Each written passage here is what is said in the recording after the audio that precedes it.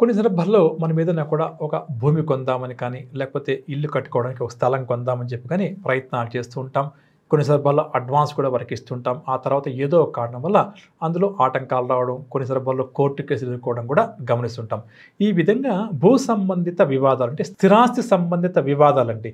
అది ఏదైనా కూడా కావచ్చు. ఇటువంటి సమస్య ఉన్నప్పుడు ప్రధానంగా ఆ యజమాని ఎవరైతే ఉన్నారో అటువంటి వారు ఏం చేస్తే ఈ భూ సంబంధిత వివాదాలు తొందరగా తీరి ఒక కొలిక్కి వస్తుంది అన్న పరిహారం విషయానికి వస్తే ప్రధానంగా యజమాని ఎవరైతే అంటే ఎవరి పేరు అయితే భూమి కానీ ఇల్లు కానీ స్థిరాస్తి కొనాలని చెప్పి అనుకుంటూ ఈ విధంగా ఆటంకాలు ఎదుర్కొంటున్నామో అటువంటి వారు ప్రతి మంగళవారం కూడా సాధ్యమైనంత వరకు కూడా ఉపవాసం ఉండే ప్రయత్నం చేయడం, ఏదైతే ఈ లిటిగేషన్ ఉందో అది తొలగిపోవాలని చెప్పి కోరుకుంటూ సుబ్రహ్మణ్య స్వామి వారి యొక్క ఆరాధన చేస్తూ మంగళవారం పూట తప్పకుండా సుబ్రహ్మణ్య స్వామి వారి గుడికి వెళ్ళి అర్చన కానీ అభిషేకం కానీ ఆ వ్యక్తి కానీ ఆ యజమాని పేరు మీద కానీ చేయిస్తూ ఉండడం చాలా మంచిదని చెప్పవచ్చు.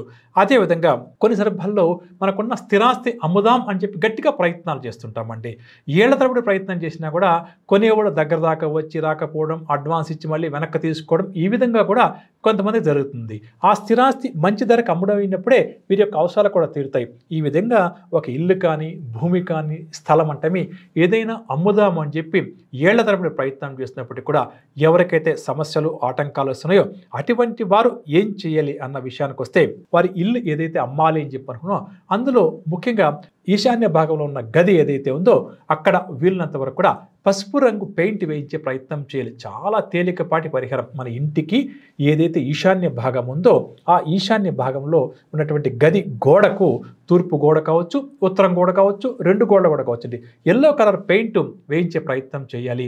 అదేవిధంగా స్థలం అమ్మాలి అని చెప్పి అనుకున్నామండి, అక్కడ కూడా ఇదే సమస్య ఉంది అన్నప్పుడు ఆ స్థలానికి ఈశాన్య భాగం ఏదైతే ఉందో దాన్ని గుర్తించి అక్కడ పసుపు రంగు పువ్వులు పూసేటువంటి చెట్టును ఒకదాన్ని పెంచి పోషించే ప్రయత్నం చేయాలి. అంటే ఎల్లో కలర్ ఫ్లవర్స్ అంటమి ఏ చెట్టు అయితే అటువంటి ఎల్లో రంగు పుష్పాలను ఇస్తుందో ఆ చెట్టును తీసుకుని వచ్చి అక్కడ ఈశాన్య భాగంలో నాటి రోజు కాస్త దానికి నీరు పోస్తూ ఉండాలి. ఈ విధంగా చేస్తే అంటే ఈ రెండు పరిహారాలు భూమి అనుకోండి, స్థలం అనుకోండి, అక్కడ ఏం చేయాలి, పసుపు రంగు పుష్పాలు పూసే చెట్టును నాటాలి. అదే ఇల్లు అనుకోండి, పసుపు రంగు వేయించుకోవాలి. ఈ విధంగా చేస్తే తప్పకుండా కూడా వారి కోరిక తొందరలోనే నెరవేరుతుంది అని పరిహార శాస్త్రం చాలా క్లియర్గా చెప్పింది. ఈ పరిహారాన్ని పాటించడం అందరికీ కూడా మంచిదని చెప్పవచ్చు.